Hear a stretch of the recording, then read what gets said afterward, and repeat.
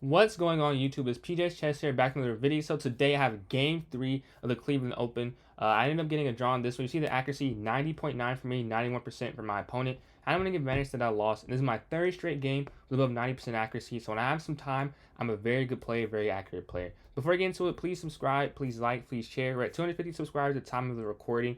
Hopefully, we're higher by the time this is supposed to be posted in a couple days from the time of the record date. Hopefully about at 260-ish at the time. But if not, please help me get there, and please help me get to the 1K. That is the main goal, first main goal at least. Let's start this review. I played white here in this game. I had 3 whites and 2 blacks in the tournament. As mentioned, I got a draw. This is like an 18-7 rated opponent. We both like a 2450, 95, 97.5, 87.5, 92.3 for me, a 96.7, 88, and then 93.2. So a very accurate game. Let's get straight into it. So I go pawn to d4 to start off. They go knight to f6, bishop f4, pawn to d5, pawn to e3, pawn to e6, knight f3, bishop to e7. Now, I sped through that part for a reason. I already feel confident at this point in the game because c5 is one of the better responses, I think, to the London system, even to d4 pawn push in general. Bishop e7, generally speaking, is not followed by c5. I found I played this well over 2,000 times from both sides of the boards. When usually when it goes here, c5 isn't played, so I'm like, okay. Okay, also knight here to h5 would have forced a bishop trade of some sort. So because bishop e7 was played, I feel good. It's a slight advantage for white. I played it enough to know that I didn't know it was better, if I'm being honest, but I felt confident at least because I knew c5 wasn't played. When c5 isn't played, my win percentage I think is significantly higher. Like I don't do bad against c5, but I do amazing if they don't play c5. So already the small move order in the opening, I feel confident. Obviously it's a draw. I do get a decisive advantage. I just am made a miscalculation. Pawn here to h3 to avoid knight sliding here to h5, forcing the bishops off the board. They go pawn to b6. I go bishop to d3, bishop here to b7, and I go pawn to c3. Now, so far, again, I have very good development. They also have decent development. c5 is prepared now, so they can go there. And I believe they do go there pretty short. I think go, yeah, this next turn actually c5. But now it's not a big of a problem because the issue with c5 earlier on in the game, or not even issue, the reason it can cause some trouble is because of here, queen b6. But because queen b6 can't, happen when they have a pawn here on b6, it's not as huge of an issue. So now they have c5. I'm like, okay, whatever. Knight bd2, the best move. Finish my development. Every minor piece is out. My a4 is possible. Castling is possible. I have a dream London system setup in the first 8 moves. They go knight here to c6. I go pawn to h, not h, excuse me, a4. The idea of this, I could castle, right? And that is the better move. But the reason I decided not to castle here, say I castle, they could go pawn a6. Now, I don't even know if this is the best move or not. Yeah, it's an okay move. And then b5 is possible. If I can always castle, but I can't always go a4 with the intent to stop them pushing b5. Now, maybe I could have done a4 then. So that could have been a flawed thought process. But I just want to control that square as quick as possible. And I know I can castle pretty much whenever I like to castle, as there's not a piece in their position that could stop that from happening. They go pawn here to h6. I castle now. Again, you do want to get your king safe. And I did all I wanted to do in terms of development. I have an a4 pawn. All 4 of my minor pieces are out. And I want to go rook e1 as the next development piece. So I have to castle through that and get my king to safety. Another thing is, sometimes you worry about them going for a kingside attack. Sometimes you play your opponent. They didn't seem like someone who wanted to do that. This is not a good thing a good habit, I would say. Not a good habit at all to play your opponent. But I don't think they're going to go for a same side king attack. They didn't feel like that type of player. They felt very strong and practical. We saw their accuracy, 91%. They outplayed me. I did not feel they were going to go for that, though. I thought they were just going to, play accurate chess, and then hopefully they can get a win with it. And I was right with that. They go for castle. Even though it's the best move, sometimes the best move isn't the best. Like this, it might be an inaccuracy. Yeah, it might be an inaccuracy. But I feel like if a GM played this against me, they'd probably beat me. So sometimes you don't have to be the most accurate. It's just about being aggressive and backing the aggressiveness with accuracy. As long as the first move is inaccurate, but the rest are, it doesn't matter quite as much. Because I have to play perfect to defend the same side king attack. But I went for the castle, and they castle as well, so I didn't have to worry about that for this game. As you can see, I have a slight advantage. It felt like more than +4. You can see it on their face as well, that they knew something went wrong in the opening. Because it did. I have a way better position, and it only continued to get better. You can see the EVO bar, it spikes down there. I get to like +1 at one point when we had equal material because I just rerouted my pieces in good ways. But I make a crucial mistake after I build up all that goodwill. I go rook here to e1. They go rook to e8. Knight here to e5. Jumping in the center. I recently lost a game. I don't think I posted that video yet, but I recorded soon where I went in e5 and it was actually completely losing. So I made sure to double double check here what the best response was. And I was like, okay, it is 95 here. I calculated. The queen was on b6 in that game. And because it's not there, it's not as big of an issue. I take back with the bishop. The pawn is better. I think it's because it's an initiative and they have to bring their knight back. My hesitancy is, say, I was also quick queen side attack. Interesting. King over, and then what? Rook over. Yeah, I just didn't see this. It looks good, but how do you break through? And that's always what it's about over the board. Like maybe in a blitz game or a bullet game or a hyper bullet game, I've been playing a lot of those recently. I would go for something like this. You know, go for a quick king side attack, go for an imbalanced pawn structure. But in a game we have, important thing. If you've been watching the previous videos, the previous 2 games were 60 minutes with a 10-second delay. This is an 80-minute game with a 30-second delay and plus 30 moves at move 40. There's a lot of time. If there is a king side attack, they're good enough where they will be able to calculate through it. It was my thought process. Well, I didn't see this. Honestly, I would never go for this. But the reason I wasn't even considering going for an imbalanced pawn structure, like this is a nice attack if I were to have seen it. But even if I saw it when I played it, I would have played it in a quicker time control. But time for them to calculate through, I would assume they found a way because I don't have the evaluation bar. Obviously, if I saw us 1 plus 1.1, I would have played it. But I didn't see that, so I went for taking back with the bishop in the center. So now it's still a plus 0.3 advantage, but nothing huge. They go back knight to d7, bishop here to f4, bishop to g5, and here I took a think, is taking the bishop smart, is it not smart? And I decided it's not smart. Let's see if I was right. Bishop h2. And this is one of the games I didn't go over all the way through yet. I did a little bit on Lead Chess and on chess.com because this one hurt. This one hurt that I didn't win because I knew I was winning. But games 1, 2, and 4, I put in immediately after all those games. So if you could tell in the recaps, I already knew a lot of the stuff that ended up happening. But for here, I didn't know quite the same. They go bishop here to f6. I go pawn to f4, trying to control the center pawn here on e5. They move the rook over to c8, and I go king h1. It's an okay move. The idea here, as you can see, what I'm trying to do, I'm trying to load up on this open g file on the king. And the rook c8, I didn't understand during the game and even in the recap. Mistakes happen though. You see, I have some mistakes well in this game, and all my games I have mistakes. But in some of my mistakes, I saw the logic. This one, I wonder how they would explain it. You want to get on open files, that is true, but there's just no breakthrough on the c file. Like let's say, I went king f1. This is a bad move for a couple reasons, but say I did go there. If they push, the bishop just slides to one of these squares, right? Then the rook it's useless here for the most part, unless they're trying to break through eventually. Maybe that's the idea. Maybe they saw this. So I'll take that back. There was a thought process because a6, b5. So that does make sense. Even though it was a mistake, the plan is pretty solid. I go king h1 though. They take the pawn, which I thought was a huge blunder, funnily enough, but it's the second best move, showing me again being a class A player and not a 3200, 3300 level computer. I take back with the e pawn, again showing my rating and my rank. I thought taking with this pawn was a mistake. I thought what I wanted to do was control this square as much as possible. This pawn is still backwards. There's a hole here on e4, and I could push it, but then if I were to push takes, this is isolated. I thought that was a bad thing. Maybe that's not the exact thing you're supposed to do, but I knew if I took here, all right, they can push, but they'd have to rework their position, and that pawn would be hanging there. This is still guarded, and I still guard this whole dark square diagonal. Thought this was amazing. I thought I was completely winning, but I'm not. I'm only plus 0.8, which is winning, but not a decisive advantage. It's just a positional benefit I have. But now I am winning with knight here to b8. I make a miss. Queen to at h5. I didn't want them to get g6 in. I thought that would stop my attack, but they're saying after qe2 that I'm just completely crushing. I'm assuming I need to take my time here. With queen e2, they can't go there, and they don't really have a good move. I'm assuming it's the thing. Yeah, they look g6, but I didn't want them to go g6.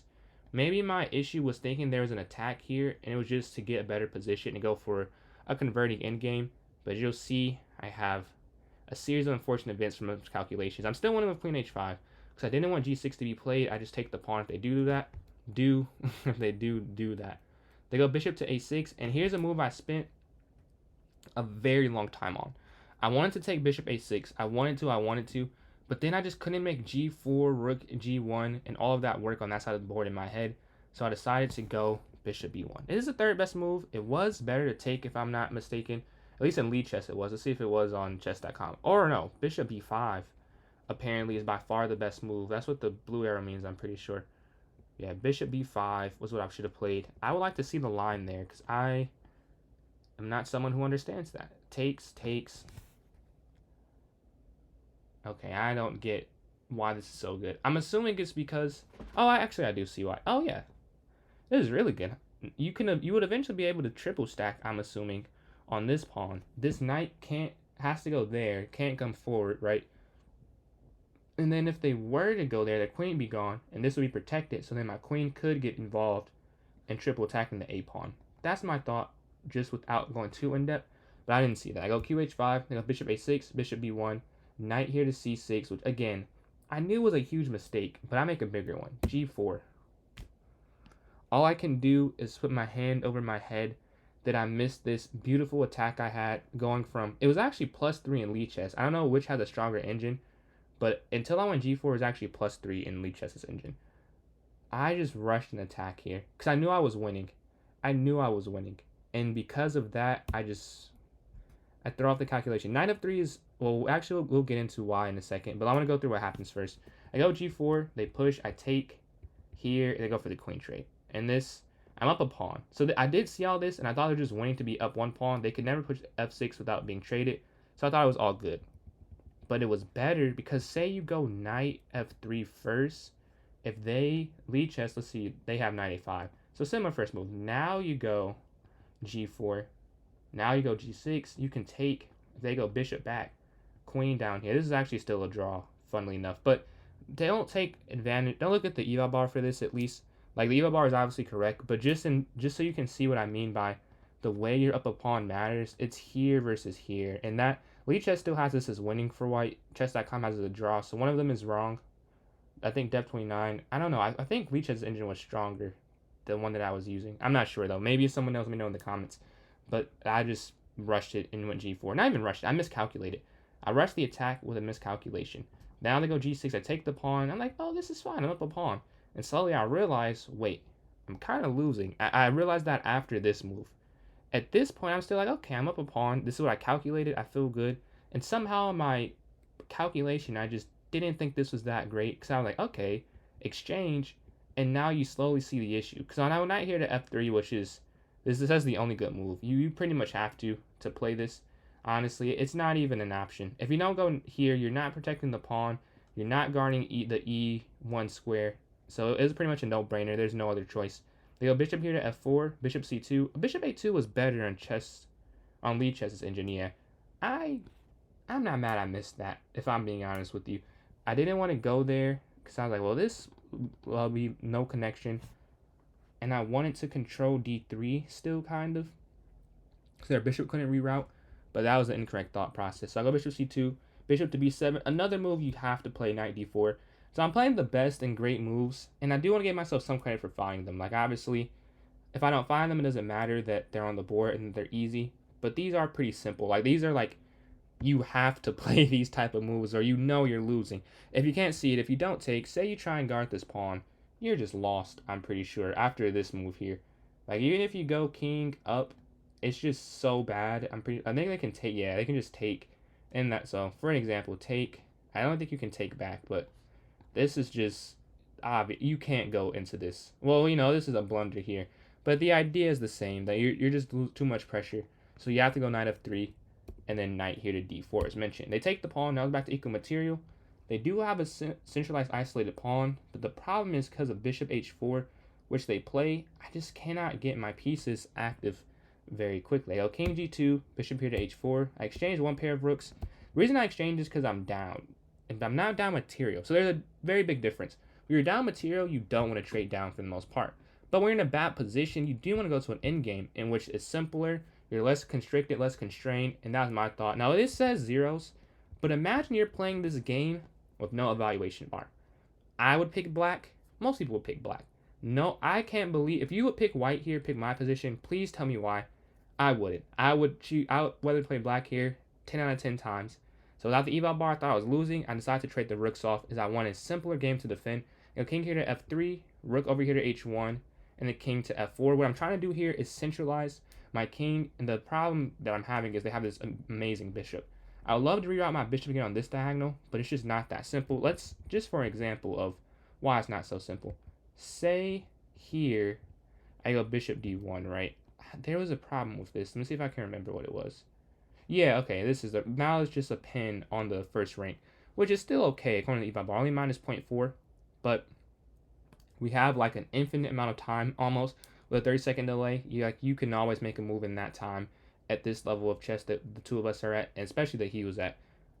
Funny look, he's like a child. This is crazy playing all these probably 8 to 11-year-olds who were playing better or with me, or if not better. It was, I mean, I've done that most of my life, playing children, people that you would not assume are like many chess players, but they are like little geniuses. He was more than good enough to figure out how to punish that -4 advantage, 0.4 advantage, I feel like. They go bishop here to g5, rook here to h1 as mentioned, king forward to f4, king up, and then king back. The reason I move my king back here is there are some types of a mini net could be formed here. So I didn't want to, like, just imagine the rook gets down, the bishop's there. Somehow, like, obviously, right now that couldn't happen. But I smelled danger in my spidey sense tingle, and I go back to f3. I go rook in here to e5, rook 4, a mistake. But this was a mistake that I think I make again. I had to take a risk here. I thought I was losing, or not I had to. I thought I had to take a risk at some point. Because you can't see, black is dominating. They're controlling so much. They control the e-file, control this diagonal. My king has to walk on eggshells. Has to go there. Only legal move. Up. It's just so congested. So I wanted to, I thought the rook to e1 was winning for them. Or at least better. But I was like, okay, after rook here, it's not, oh, you can't go rook there, excuse me. I think it was here that I saw or something like that. Yeah, because you can't go rook over because of rook there. I spent like 30 minutes calculating this, believe it or not. I ended up getting the plus 30 minutes, and I needed that plus 30 minutes once we got to move 40 at this point, because I spent so long on this move. Like, and king f4. When I went king f4, I didn't talk about that. That took a long calculation. I was like, okay, can I go up? And I decided to. But here, I take a sigh of relief. I was literally like, thank you. Like, I want to say thank you to him so bad, because I was like, the rook can get traded. I can draw this. I know if I could draw the other game, even though it was zeros, I think I probably would have lost if they go rook e1, if I'm being quite honest. I mean, I would have hoped I defended, not have tried to defend, but I think it would have been harder. Without the rooks on the board, it's just not a super difficult task for me. We exchange, bishop here to d3, pawn here to h4, and now if anyone has a chance to win, I guess we both could still win this game, but white does, because I could at some point create this outside pass pawn. And the reason bishop d6 here, and we shuffle pieces, I think one more time. I think it was like here, and I just offer a draw, and he says yes. They accept the draw because of this. I accept the draw for two reasons. One, my mindset. I just defend it for essentially since, let's go back to this move. Essentially since here, I've been playing defense. And that was about 2 hours ago in terms of the game clock of when this move, king f3, happened in the couple of other shuffles. So my mindset, I'm like, I defended, I did my job. If there was room for more, which it wasn't, I was fine with not fighting for it, to be honest. Because I knew that it may have been something if they mess up, but if they play perfect, I'm like, if anything, if I'm getting attacked for another hour, maybe I finally crack. Like, I played great defense outside of rook h2, and that was just the one mistake. Everything else was a great defensive move. I was like, all right, I did what I could do. Let me just take this draw and be happy with it. And they accept it because they also saw that I could go h4. And they didn't see a way because anything they try and attack, I have there. If they ever push a5, which actually they end up doing, I think, because I don't think we shuffle immediately. We shuffle soon though. But it's not, oh no, this actually is where we accepted the draw. Now that I think about it, I'm thinking of a different game because we recorded the whole game in our game. So here we accept, I offer the draw and they accept it. Why didn't they shuffle more? Oh yeah, we did shuffle a little bit. They go back and then back. And then I realized, like, okay, they can offer the draw. But yeah, thank you for watching this video. This is game 3, a draw. So 2 out of 3 in the first day. And then I blitz tournament after where I beat a master. I got 5 out of 8. I got crushed by a kid. He said, I got to win both of these games. To be honest with you, that got in my head when he said that. And he beat me both games. I was winning one of them, though. He was like a almost 2100 child. He maybe was 8 or 9, but he was talking and he backed it up. And I got cooked. But thank you for watching the vid again. Please subscribe, like, share. Almost at 300. As mentioned at the start of the video, it's recorded on 250 day, but hopefully we're closer to 300 by the time this comes out. Thank you for watching and have a good one.